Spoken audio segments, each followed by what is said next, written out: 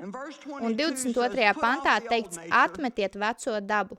Un 24. pantā apvelciet jauno dabu.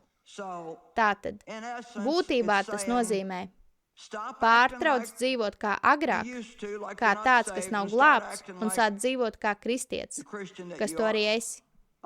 Labi, kā man to izdarīt? 23. pants ir kā saite starp šīm abām lietām, un tur teikts, atjaunojieties savā prātā un savā domāšanā, iegūstot svaigu, garīgu un mentālu attieksmi. Tātad, kā tikt no atmet veco cilvēku līdz apvelc jauno cilvēku? Es atjaunoju savu prātu un savu attieksmi. Kad es 3 mēnešus nevarēju staigāt, es katru dienu lūdzu Dievam žēlstību saglabāt labu attieksmi.